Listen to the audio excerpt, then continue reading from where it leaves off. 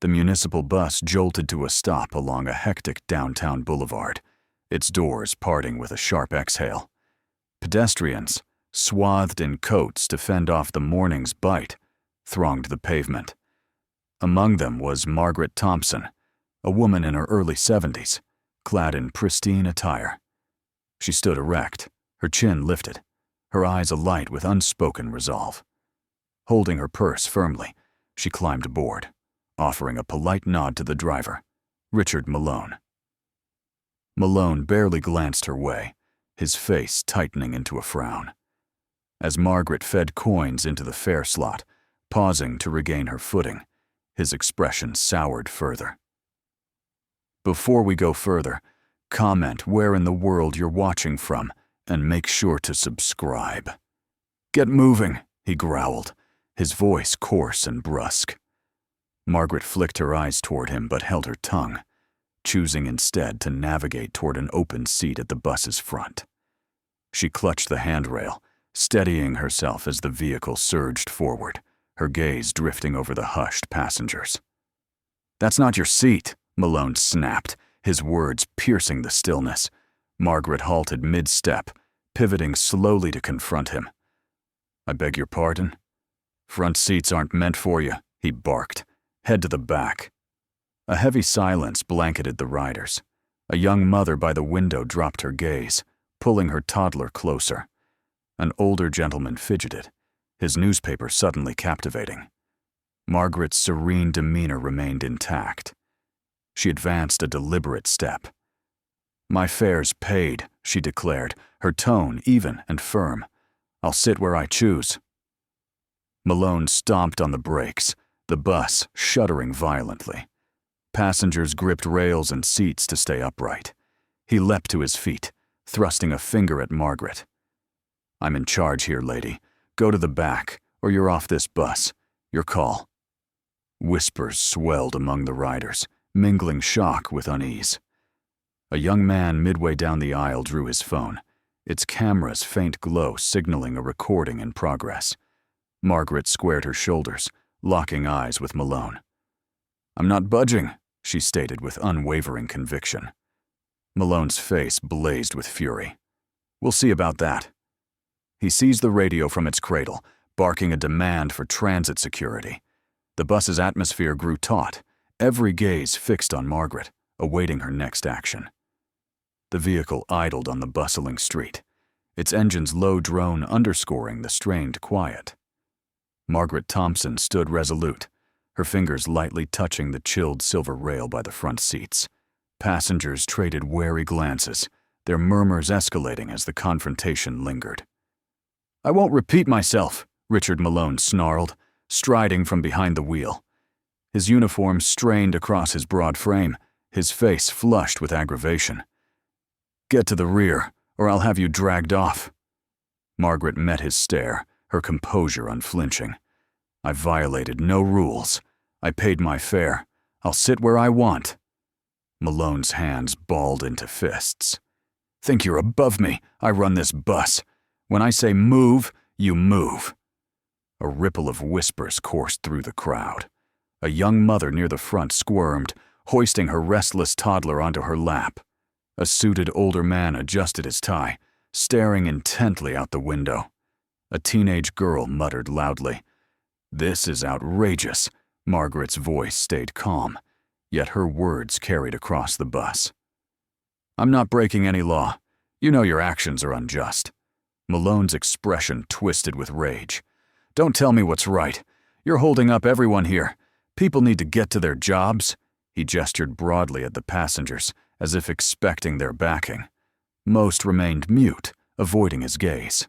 From the middle rows, a young man with dangling earbuds raised his phone, its recording light faintly glowing. "You're the one stalling, man," he called out boldly. "She's just trying to sit down." Malone whipped his glare toward him. "Stay out of this. It's not your problem." The young man reclined, unfazed, his camera still rolling. The bus quaked slightly as Malone stormed back to his seat and grabbed the radio. His voice crackled over the speaker, lodging his grievance. "Dispatch, Route 23. I've got a Defiant passenger.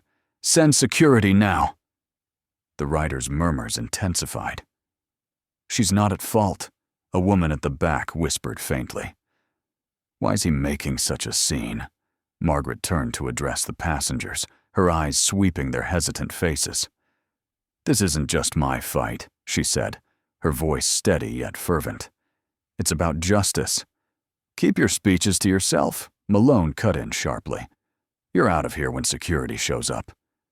A small boy beside his mother tugged her sleeve. "Why's the driver yelling, 'Mommy?'" he asked loudly. His mother hushed him swiftly, glancing nervously at Malone. Margaret offered the child a warm smile. "Some folks don't like being called out when they're wrong," she said gently. "Don't talk to him," Malone bellowed, his voice echoing. His rising frustration jolted the passengers, who recoiled at his outburst. The young man with the phone spoke again, his tone unwavering. "You're burying yourself, man. This is all going viral." Malone glared, but said nothing, his jaw tightening. A faint siren's wail began to pierce the charged air, heralding transit security's arrival.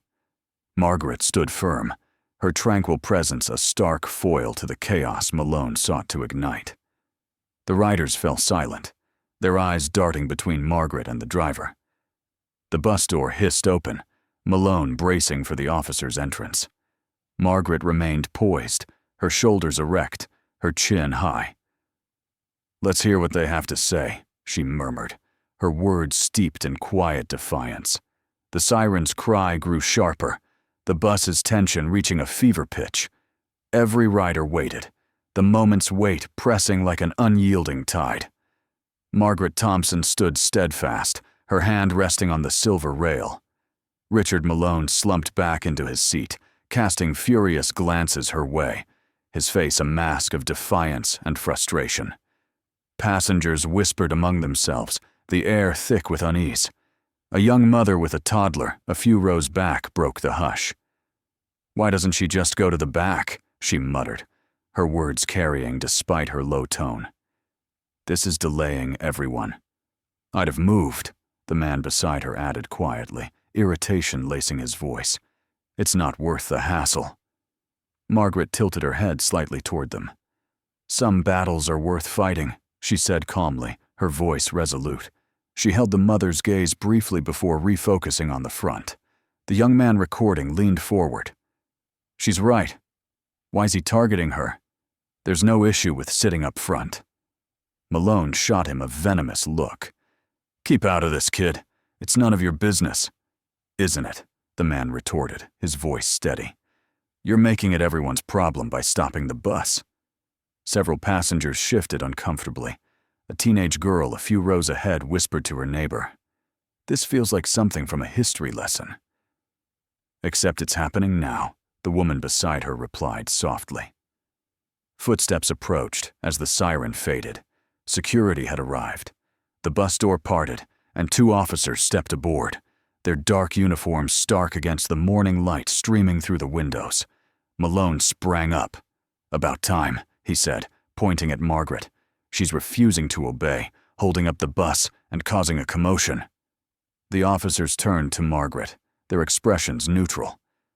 "Ma'am," one began, his tone measured. "We're here because you're not following the driver's orders. Can you explain what's happening?" Margaret held her ground, her voice calm yet firm. "I paid my fare like everyone else. He's demanding I move to the back for no reason but his own bias." "That's a lie," Malone shouted, his voice rising. "I told her the front seats are reserved. She doesn't belong there." "Reserved for whom?" Margaret countered sharply. "The elderly?" "I'm certainly old enough. Or are there other standards I don't meet?" the officer faltered, visibly uneasy. Passengers watched closely, some nodding at Margaret's words. The young man with the phone adjusted his angle, capturing Malone, the officers, and Margaret in frame. "Ma'am," the second officer said, his tone conciliatory. "It'd be simpler if you took another seat. We're trying to resolve this quickly." "I'm not the one causing the delay," Margaret replied. "He is. If I leave now, he'll think he can keep treating people this way. and he'll be right. The teenage girl who'd whispered earlier stood abruptly. "She's got it right," she said, her voice quivering but bold. "Why should she move? He's the one acting like a bully." "Sit down," Malone roared, his anger flaring. "Or you're off too." "Enough," the first officer said firmly, raising a hand to quiet Malone. "Sir, let us handle this." The young man with the phone spoke again, defiant. "Your actions are already out there, man. This video's going viral tonight." The passengers' murmurs grew louder. A suited man near the back, silent until now, spoke up. "This is nonsense. She's done nothing wrong. Let her stay, and let's get moving." Malone's face darkened, his fists clenching. "You don't get it. Rules are rules. Not everyone gets to sit up front." "Not everyone," Margaret said, her voice cutting through the uproar. "Or just people like me?" Silence fell, her words hanging heavily. The officers exchanged uneasy looks, sensing the escalating tension. Outside, curious onlookers gathered near the bus. The young man turned his camera toward them, capturing their growing interest. "We need a resolution," the second officer said tightly. "Ma'am, will you step off to de-escalate this?" Margaret straightened, her resolve unshaken. "Number, I've done nothing wrong, and I won't be treated this way. Not today." The officers hesitated, caught between Margaret's calm defiance and Malone's mounting agitation. Malone muttered under his breath, retreating to his seat.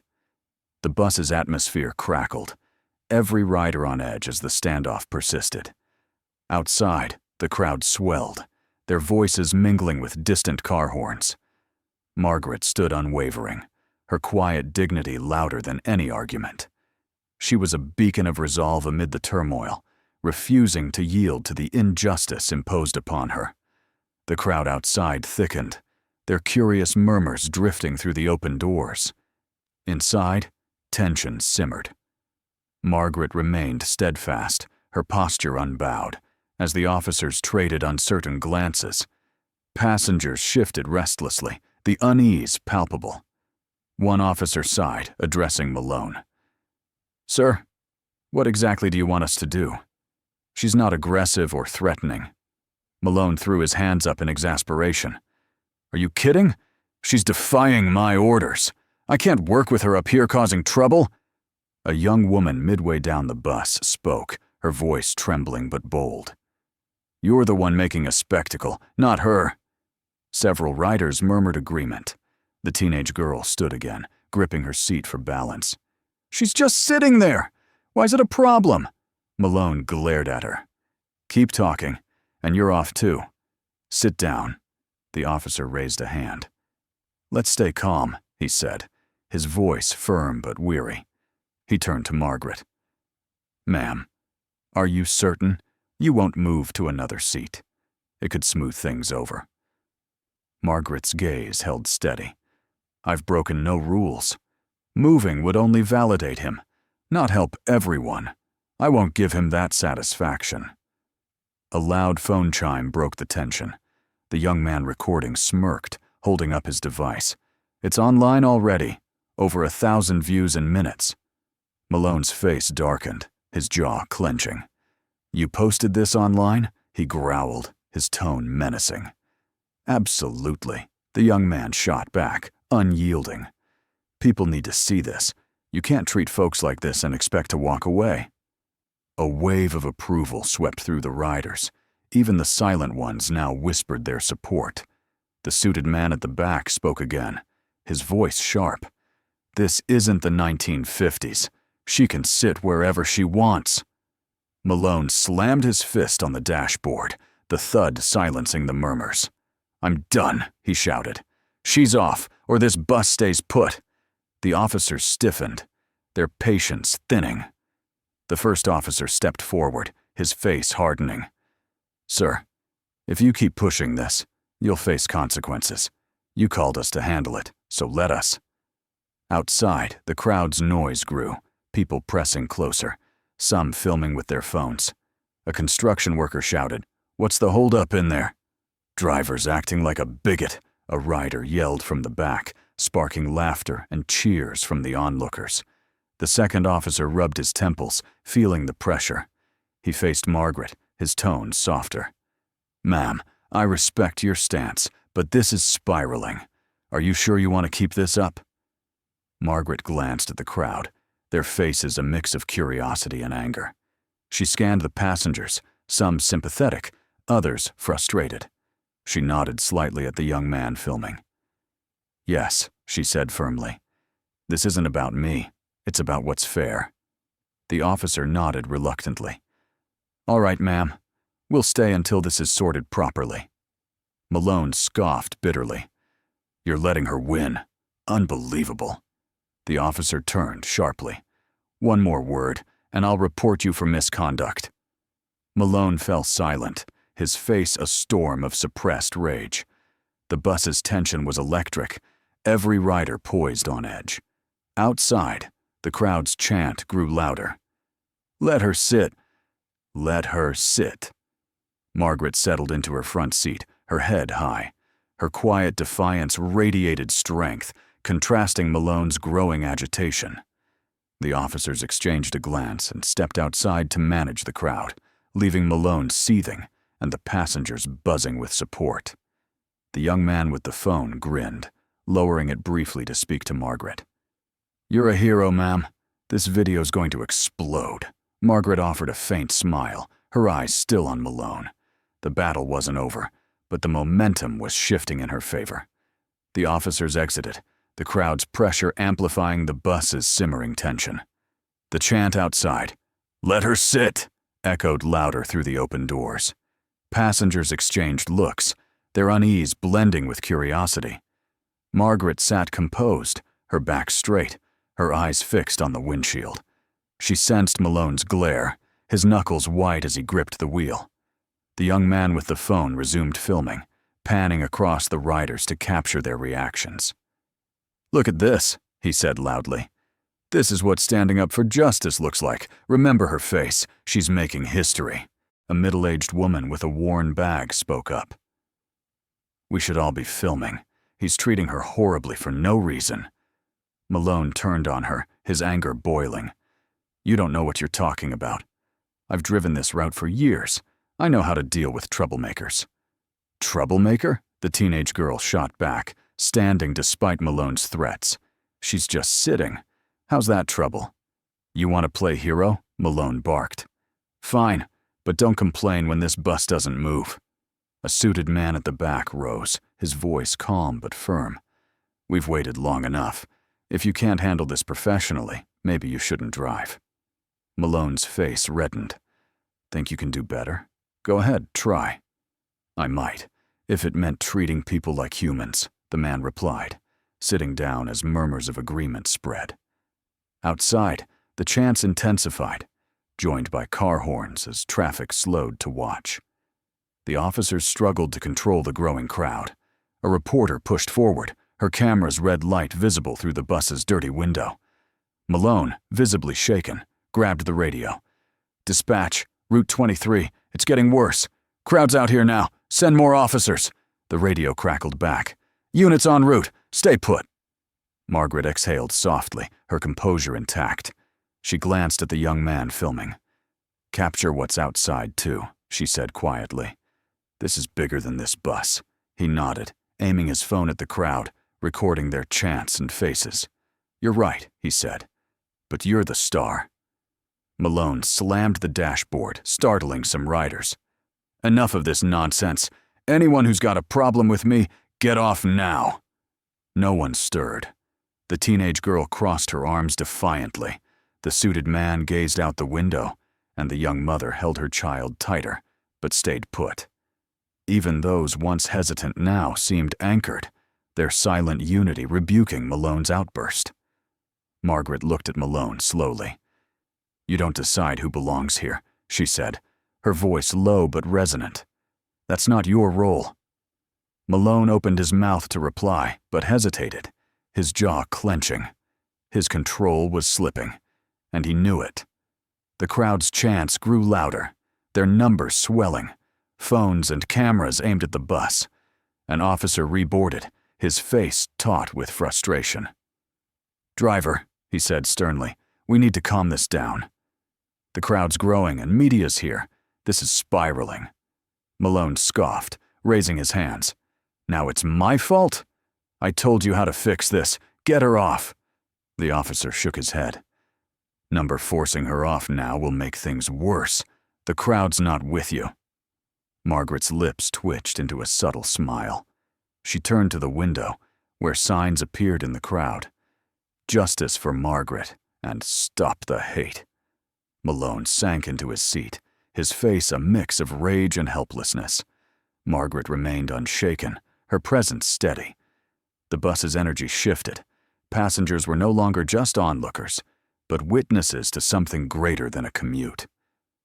The officer addressed Margaret softly. "Ma'am, we're working to resolve this. Stay seated." She nodded, hands folded in her lap.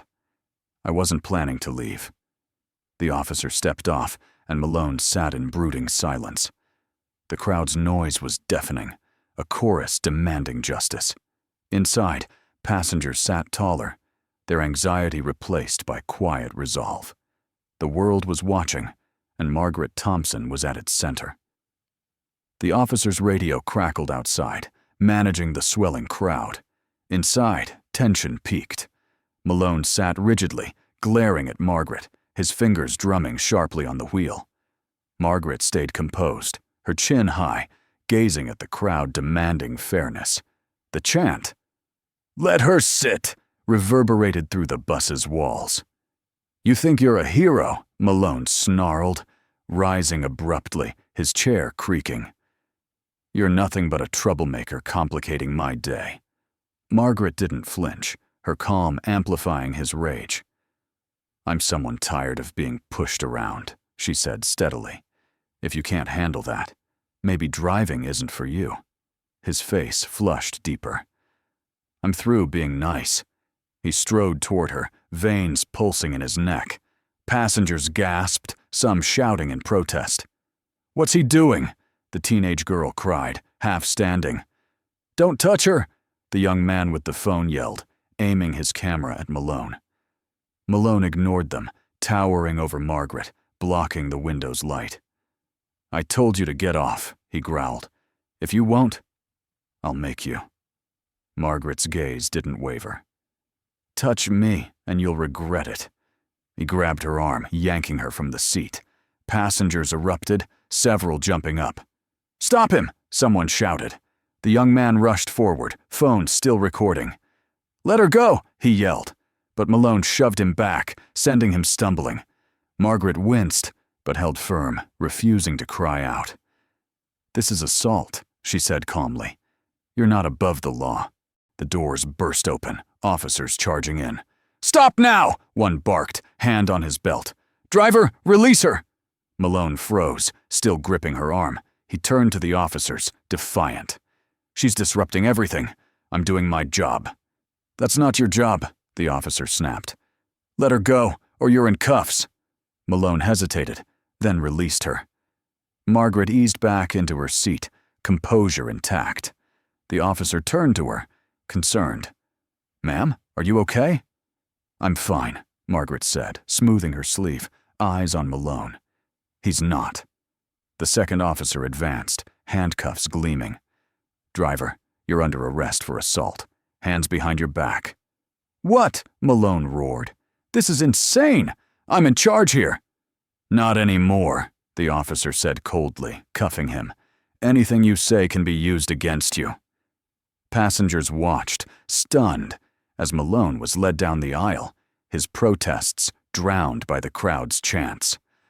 "This is ridiculous!" he yelled, glaring at Margaret. "You'll pay for this," Margaret responded calmly. "The only one paying will be you." The officer escorted Malone outside, into the flashing cameras. A reporter shouted questions as he was loaded into a police car, his face a mix of fury and disbelief. Inside, passengers applauded. The teenage girl clapped loudly. "Justice at last," she exclaimed. The young man turned to Margaret, still filming. "Ma'am, that was incredible. This is going everywhere." Margaret smiled faintly, her composure softening. Good. Maybe it'll make people think twice about staying quiet. The officer who arrested Malone returned, addressing Margaret. Ma'am, we'll document this properly. Do you want to press charges? Absolutely, Margaret said firmly. The officer nodded. We'll take it from here. Stay put. As he left, the crowd cheered, chanting Margaret's name. She had become a symbol of defiance, standing firm against injustice. The doors closed, and a new driver, a young woman with warm eyes, boarded. She smiled at Margaret. Where to next? She asked respectfully. Margaret relaxed, her shoulders easing. Forward, she replied simply. The police car carrying Richard Malone sped off, its sirens fading.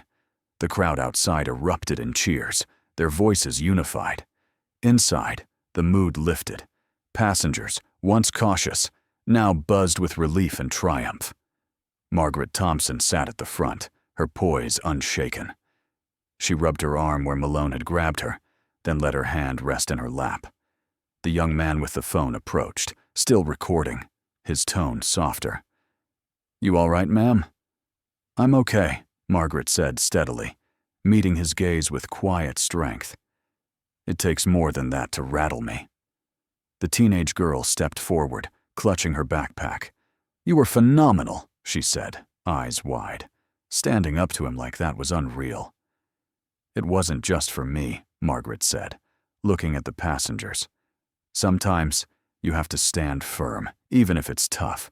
Her words struck a chord. The suited man, quiet until now, spoke. You've got more courage than most, Mrs. Thompson, he said, nodding. Well done. The young mother, clutching her child, leaned forward. I should have spoken up sooner, she said, guilt in her voice. I didn't want to make things worse.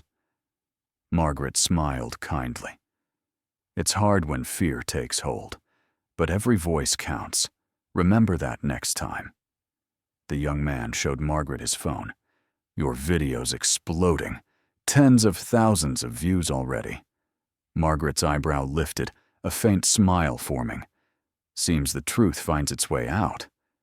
The new driver, a petite woman with a calm presence, boarded. She adjusted her cap and addressed the riders. Good morning. I'm taking over.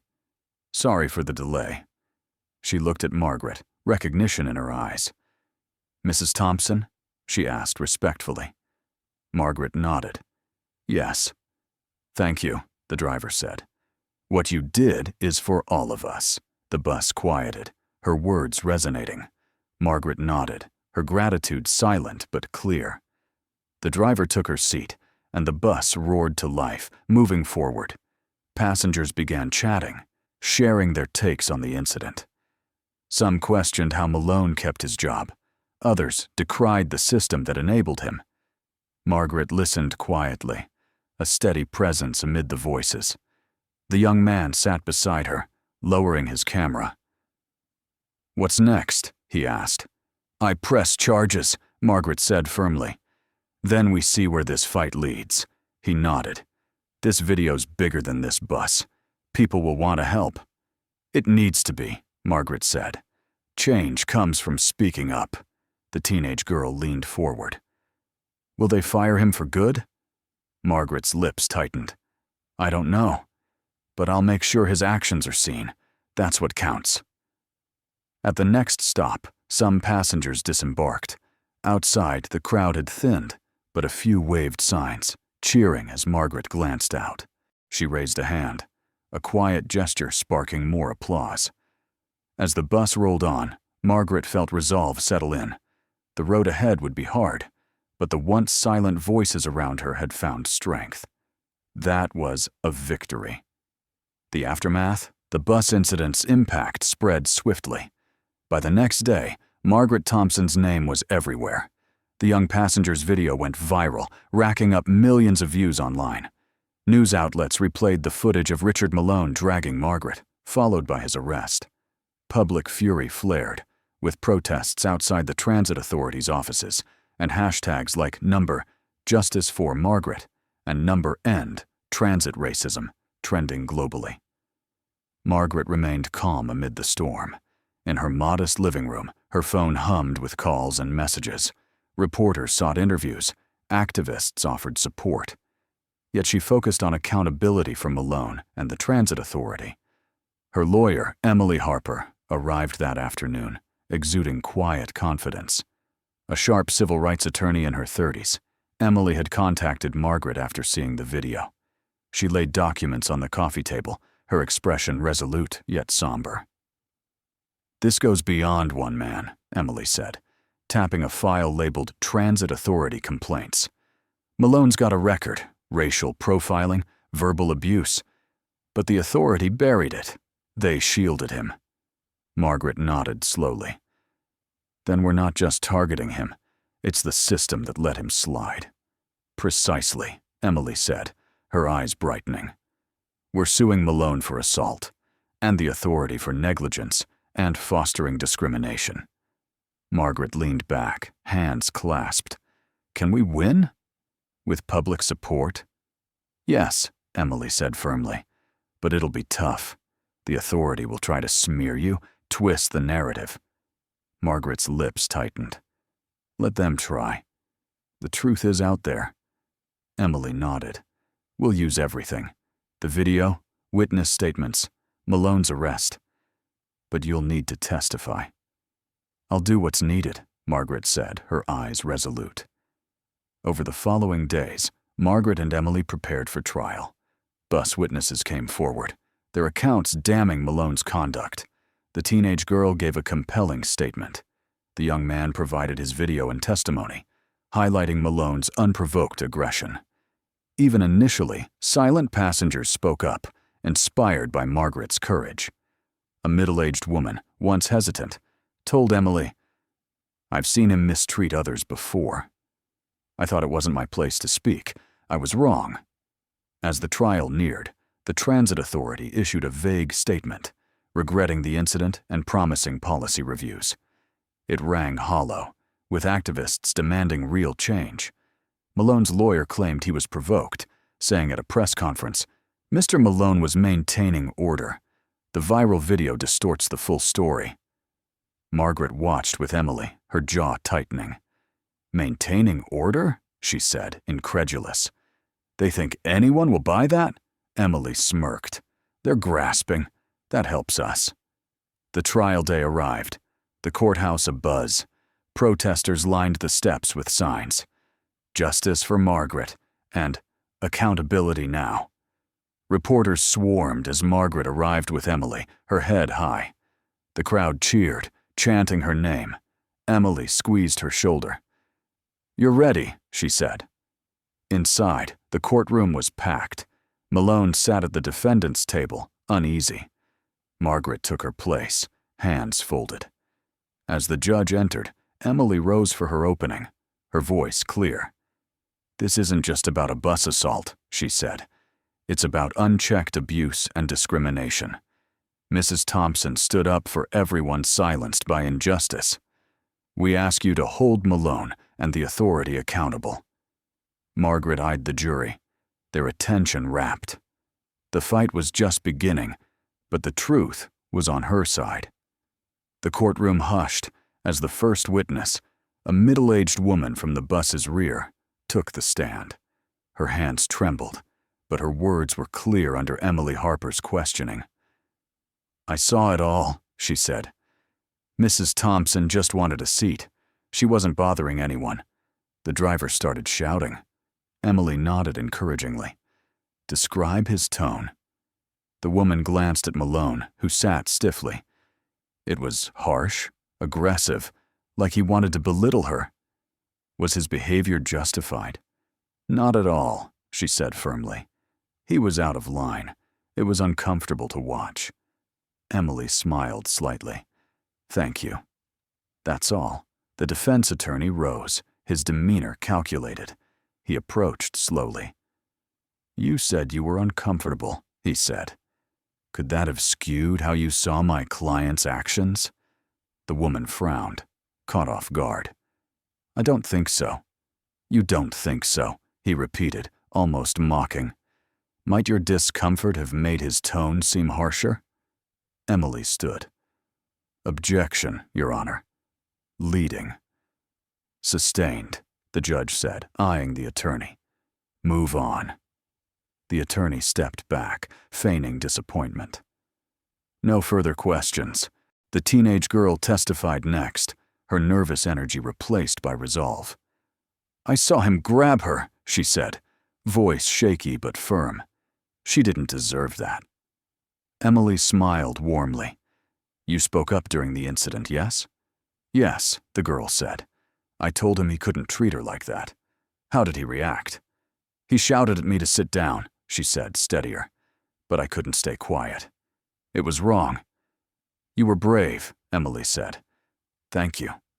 The defense tried to unsettle her, citing her youth, but she held firm, her answers sharp and unwavering. The young man with the phone gave the most gripping testimony, offering his video and account. He grabbed her, he said firmly. No one provoked him. He just snapped. Emily played the video, its vivid details. Malone's yells, passengers' gasps, crowds' chants, filling the courtroom. The jury's faces grew somber. Why did you film? Emily asked. I've seen this before, he said. People get away with it if no one records.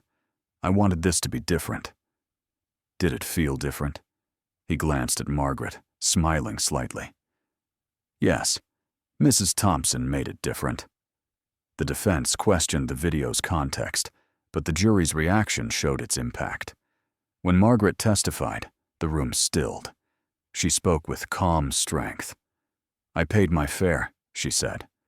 I just wanted a seat, but he decided I didn't belong. Why not move when he ordered you? Emily asked softly. Margaret paused, scanning the room. It wasn't about the seat. It was about dignity. Moving would have meant his actions were okay. They weren't. The jury listened intently.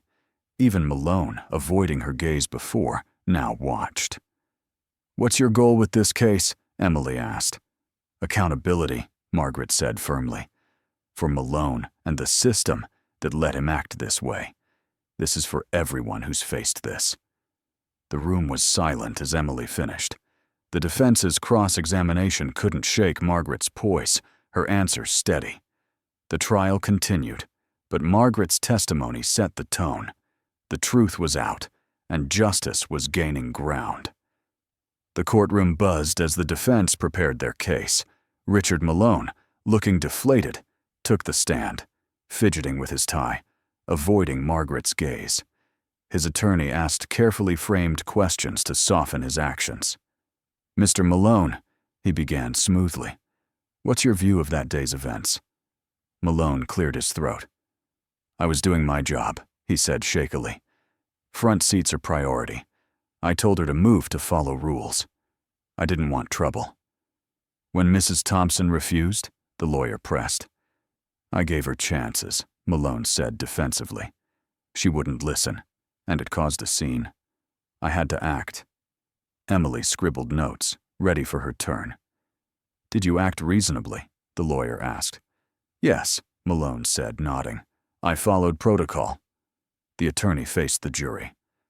Mr. Malone faced a tough situation. His job is to keep the bus safe and on time. He had to respond to disruptions. Emily stood. Objection, Your Honor.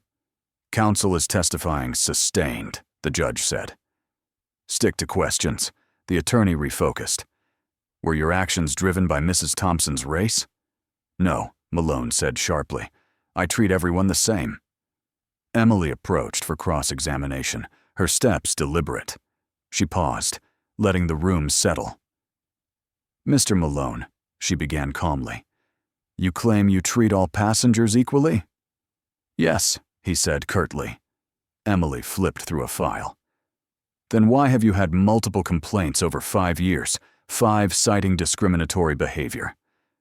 Malone tensed. Those were overblown. Overblown? Emily echoed. So the passengers who reported racial profiling lied? I didn't say that, Malone snapped. They exaggerated. Emily held up documents for the jury. These are official complaints filed with the authority, detailing incidents like Mrs. Thompson's. Shall I read them?" The defense objected. "Relevance, Your Honor." "This shows Mr. Malone's pattern and credibility," Emily countered. "Overruled," the judge said. "Continue." Emily faced Malone. "Last year, a passenger said you told them to move to the back, despite empty seats. Recall that?" "No," Malone said flatly. "You don't recall, or you don't want to?" Emily asked. "Objection," the defense called.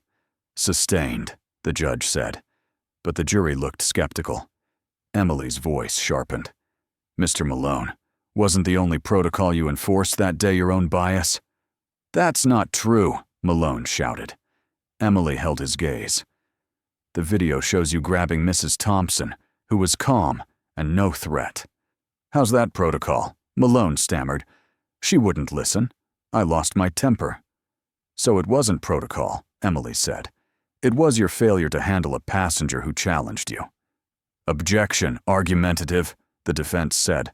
"Sustained," the judge said. Emily stepped back. No further questions. Malone returned to his seat, pale, his confidence shattered.